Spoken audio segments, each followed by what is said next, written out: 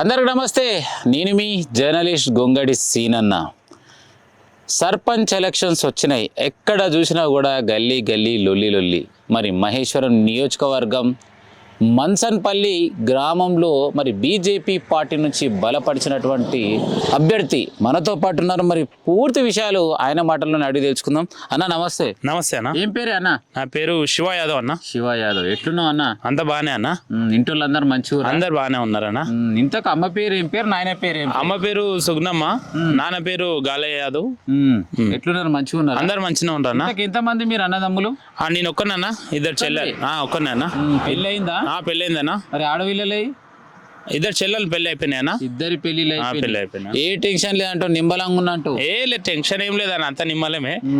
మరి ఎందు గురించి మన్సన్పల్లి గ్రామానికి సర్పంచ్ గా పోటీ చేయాలని అసలు ఎందుకు అనుకున్నావు? సర్పంచ్గా అభ్యర్థిగా నేను నిల్చున్నా అంటే కారణము, 40 ఏళ్ల నుంచి మా డాడీ ఇదే పార్టీలో రాజకీయంలో ఉన్నాడు. 40 ఏళ్ల సంధి? 40 ఏళ్ల నుంచి. నేను పుట్టక ముందు నుంచి కూడా ఇదే పార్టీలో ఉన్నాను. ఈ యొక్క కండువ మాకు ఎవరు వేయలేదు. ఇది మా స్వదాగా మేమే వేసుకున్న కండువ. ఇది భారతీయ జనతా పార్టీ కండువ. ఎవరు వేయలేరు, మేమే వేసుకున్నాం ఈ కండువ అనేది.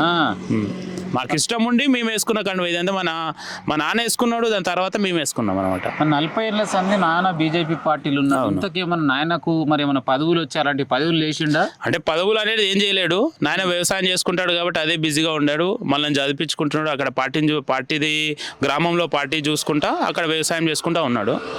పార్టీ మీద ప్రేమ ఎక్కువ. ఇప్పుడు గ్రామంలో కానీ ఉన్నాం, మేమే పార్టీలో ఉన్నాం. అప్పటి నుంచి అభిమానంతో మా పార్టీ ఎప్పుడైనా కానీ ఏ గుర్తు, ఈ పార్టీ ఏదైతే ఇది ఎలక్షన్లో వచ్చినా కానీ మా గుర్తు బీజేపీ గుర్తుకే ఓటు పోతుంది అంతే. మీరు మొదటిసారి ఎంత వయసు ఉన్నప్పుడు మీ మెడలో ఈ బీజేపీ కండువ వేసుకున్నారు? నాకు తెలివి ఉంది, ఒక 10 ఏళ్ల నుంచి. అప్పుడు ఈ కండువనే ఇంట్లో ఉండే కండువ. ఆ ఇంట్లో చిన్నప్పుడు ఆ కండువ వేసుకొని నేను తిరిగేటోని అప్పటి నుంచి.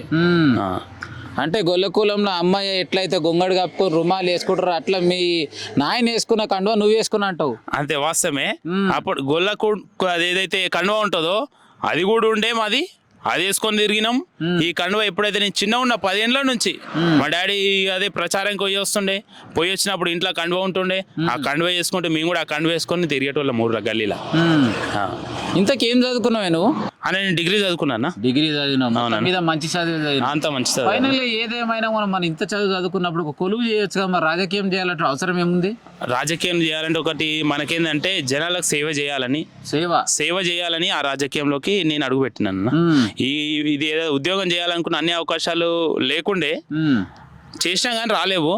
ఇక నా మనసులో ఏముందంటే గ్రామంలో ఒక రాజకీయ నాయకునిగా మా డాడీ ఉన్నాడు. ఆయన వ్యవసాయ పరంగా ఆయన ముందుకు రాజకీయంలో పోలేడు కాబట్టి ఆ ఉద్దేశంతో నేను జనాలకు సేవ చేయాలని రాజకీయంలోకి వచ్చినాను. ఇప్పుడు ప్రస్తుతానికి ఏం చేస్తుంటావు? పూటకుట్టి కోసం ఏదో ఒక బిజినెస్ అలాంటివి చేస్తుంటావు. నువ్వేం చేస్తుంటావు? నేను ప్రజెంట్ అయితే వ్యవసాయం చేస్తుంటాను, అలానే రియల్ ఎస్టేట్ బిజినెస్ చేస్తుంటాను. అంతే. సో ఏదేమైనా అటు వ్యవసాయం చేసుకుంటే రియల్ ఎస్టేట్. మరి ఇప్పుడు సర్పంచ్ ఎలక్షన్స్ లో భాగంగా మీ గ్రామానికి నుంచి బీజేపీ పార్టీ నుంచి పోటీ చేయడానికి సిద్ధంగా ఉన్నాను. అవునండి. నీకు అపోజిషన్ గా ఏ పార్టీ నుంచి మరి నాకు ఇలా అపోనెంట్, మరి వీళ్ళకి నేను ధీటుగా నిలబడి గెలుస్తానని మీకు ఇంతకు నమ్మకం ఉందా?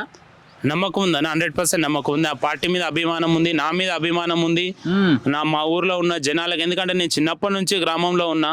అంటే ఎందుకంటే ఈ కండువాన్ని 40 ఏళ్ల నుంచి మా డాడీ మోషన్ తర్వాత నాకు తెలివినప్పటి నుంచి ఇదే పార్టీకి సేవ చేస్తున్నా. గ్రామంలో ప్రతి ఒక్కరు నన్ను చిన్నోళ్ళు పెద్దలు అందరు ప్రతి ఒక్కరు గుర్తుపడతారు. అందరు గుర్తుపడతారు. చిన్నోళ్ళు పెద్దలు అందరు గుర్తుపడతారు. ఏంటంటే ఆ పోరుడు అప్పటి నుంచి రాజకీయంలో ఇదే పార్టీ ఉన్నాడు. అందరు ప్రతి ఒక్కరు ఒక 4 కండువలు మార్చుకున్నారు. ఆ 20 ఏళ్ల రాజకీయంలో వాళ్ళు ఉన్నా కానీ వాళ్ళు రోజు ఒక కండువ కప్పుకొని ఉన్నారు.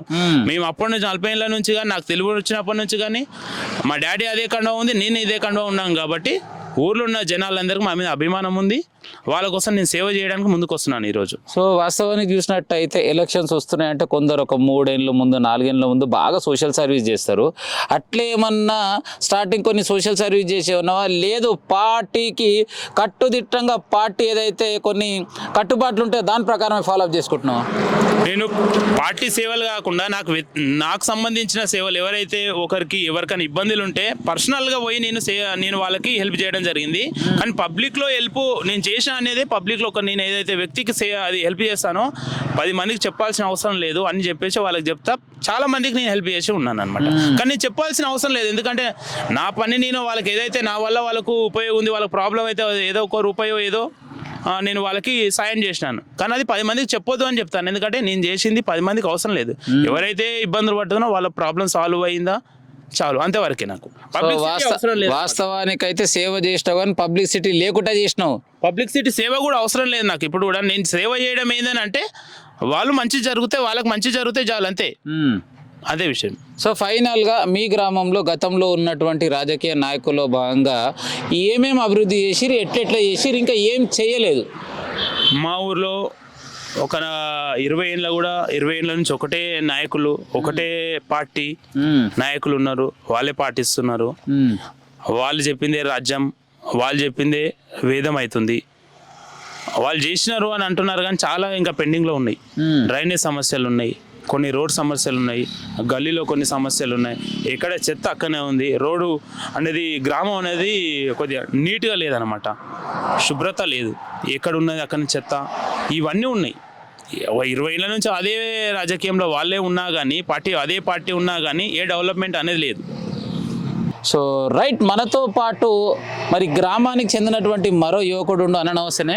నమస్తే. ఏం పేరు అన్న? బసవేశ్వర్ అన్న. ఎట్లున్నావు? బాగున్నా. ఏం చేస్తుంటావు అన్న? నాకు మామూలుగా షాప్ ఉంది, ఇంకో షాపు, అది బిజినెస్ అవే వేసుకుంటా ఉంటాను.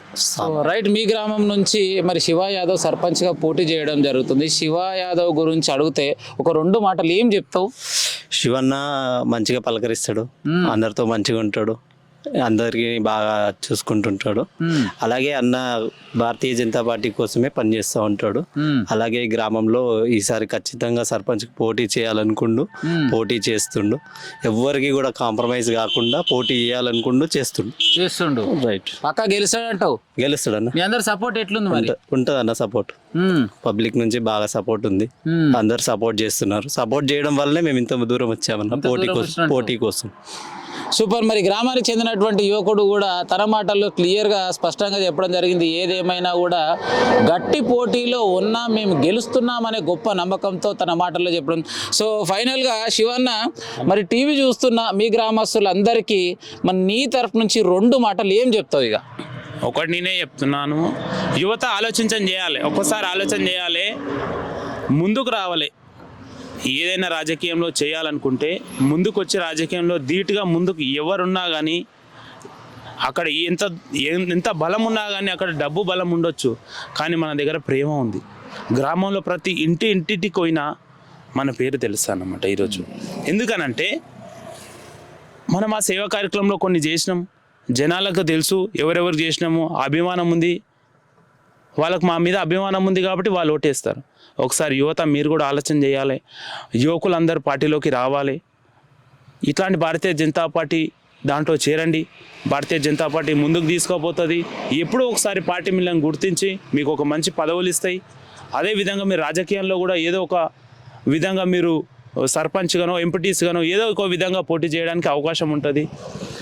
ఎప్పుడు డబ్బులు చూడకండి, డబ్బులు ఉన్న వాళ్ళే కాకుండా డబ్బులు లేని వాళ్ళ దగ్గర గుండె ధైర్యం ఎక్కువ ఉంటుంది.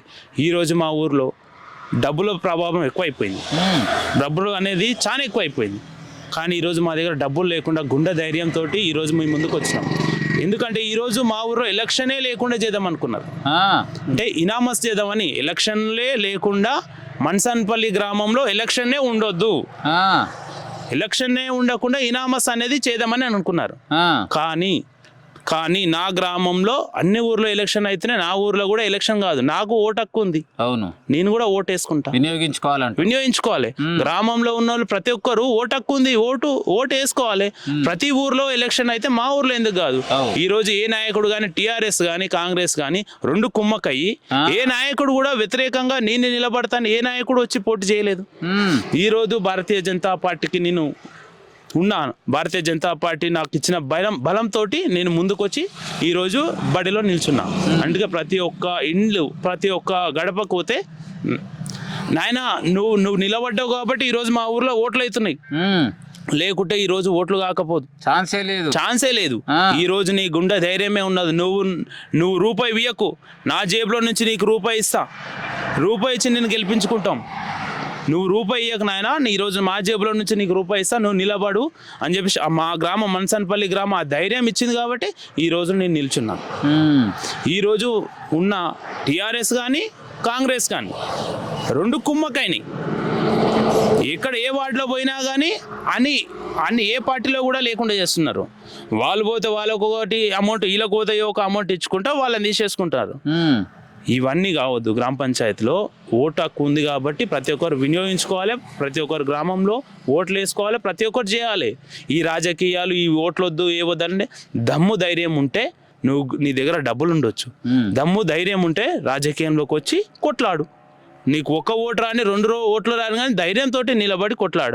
యువతకు ఒకటే చెప్తున్నాను, రాజకీయంలోకి రండి, పార్టీలు మారకండి, అటు ఇటు పార్టీలు మారకండి, మీరు పార్టీకి ముందుకు రండి. మా పార్టీ ఉంది, మా పార్టీ అవకాశం ఇస్తే మా పార్టీలోకి రండి. ఈరోజు మన్సన్పల్లిలో బీజేపీ జెండా ఎగరేస్తున్నాం, భారతీయ జనతా పార్టీ జెండా ఎగరేస్తున్నాం. గ్రామంలో ప్రతి ఒక్కరి సమస్యలు మేము ముందుకు వచ్చి తీరుస్తాం. గ్రామంలో ప్రజలందరూ ఫైనల్గా నేను ఒక్కటి అడగదలుచుకున్నా, మీరు ఇంత స్ట్రాంగ్గా ఇంత కంఠోపదంగా మాట్లాడుతున్నారు, దీనికి ఆదర్శం మీకు ఎవరు, నాయకుడు ఎవరు ఇంతకు? ఈ రోజు నాయకుడు ఎవరు అని అంటే మాకు ధైర్యం ఏంటంటే నరేంద్ర మోడీ ఉంది మా ధైర్యం, స్థానిక మా శ్రీరాములు యాదవ్ ఉన్నాడు. వీళ్ళందరి ధైర్యంతో మేము ముందుకు పోతున్నాం. వీళ్ళు ఇచ్చిన ధైర్యం మాకు, మా అండగా శ్రీరాములు అన్న ఉన్నాడు. మాకు ఇంకా నాయకులు చాలా మంది ఉన్నారు, మా ధైర్యం వాళ్ళు ఉన్నారు కాబట్టి ఈ రోజు మేము ముందుకు ధైర్యం చేసినాం. అక్కడ 100 మంది వచ్చినా, గుంపులు వచ్చినా కానీ ఈరోజు ఈ ఒక్క నాయకుడే మన్సన్పల్లి గ్రామంలో ఈరోజు ఎలక్షన్ చేపిస్తున్నాం. సో రైట్, చూసిరు కదా, ఏదేమైనా కూడా ఎలక్షన్స్ జరగకుండా ప్రయత్నం మాత్రం చాలా గొప్పగా కొనసాగి, మరి కాంగ్రెస్ పార్టీ, టీఆర్ఎస్ పార్టీ 2 కుంభకై ఇనామస్ చేయడానికి ప్రయత్నం చేశాయి. కానీ నేను మాత్రం నెగ్గకుండా మరి ఓట్లు జరగాల్సిందే, ప్రతి ఒక్క గ్రామ యువకుడు, గ్రామ మహిళలు, గ్రామ పెద్దలందరూ కూడా ఓటు హక్కును వినియోగించుకోవాలనే ప్రయత్నంలో భాగంగా నేను మాత్రం మరి ఎంతో స్టాండర్డ్గా ఉండి ఈరోజు ఎలక్షన్స్ని కొనసాగించడం జరుగుతుందని చెప్పేసి మనతో పాటు తెలియజేయడం జరిగింది. మన్సన్పల్లి గ్రామ ఓటర్ల దేవుళ్ళారా, ప్రతి ఒక్కరికి చెప్తున్నాను, 17 తారీఖు రోజు ఉంగరం గుర్తుకు ఓటేసి భారీ మెజార్టీతోటి గెలిపిస్తారని కోరుతున్నాను. గెలిచిన తర్వాత ప్రతి నిమిషం గ్రామంలో ఉండి, ప్రతి సెకండ్ గ్రామంలో ఉండి మీ ఏదైతే ఇబ్బందులు ఉన్నదో ఆ కార్యక్రమాలు నేను చేస్తాను. సేవ చేసుకోవడానికి నేనున్నాను గ్రామంలో. ఒక యువకునికి ఒక మీ తమ్ముళ్ళలాగానో, ఒక కొడుకులాగానో, ఒక అన్నలాగానో ఒకసారి దీవించండి. ఒకసారి ఈ అవకాశం ఇచ్చండి. ఎందుకంటే 40 ఏళ్ళ నుంచో 20 ఏళ్ళ నుంచో వేరే పార్టీలకు ఇచ్చినారు. ఒక్కసారి ఇది ఫస్ట్ టైం నిలబడుతున్నాను. ఒక్కసారి అవకాశం ఇవ్వండి దయచేసి. గ్రామం మొత్తాన్ని అభివృద్ధి చేసి చూపిస్తాను. మీ కొడుకులాగే ఇది ఒక్కసారి ఉంగరం గుర్తుకు ఓటేసి గెలిపిస్తారని కోరుతున్నాను. సో రైట్, చూసిరు కదా, ఏది ఏమైనా కూడా మరి ఇన్ని సంవత్సరాలు ఇతర పార్టీలకి అవకాశం ఇచ్చారు, ఒక్కసారి మరి బీజేపీ పార్టీకి అవకాశం ఇచ్చి గెలిపియండి అని చెప్పి తన మాటల్లో మరి మీడియాతో తెలియజేయడం జరిగింది. ఏదేమైనా ఇలాంటి యువకులకు ప్రోత్సాహం ఇచ్చి గెలిపించే దిశగా తీసుకెళ్తారని మీ అందరికీ నా వీడియో ద్వారా తెలియజేస్తున్నా. కేవలం సాయితో మీ జర్నలిస్ట్ గొంగడి సీనన్న ఉంటాం అలీగా.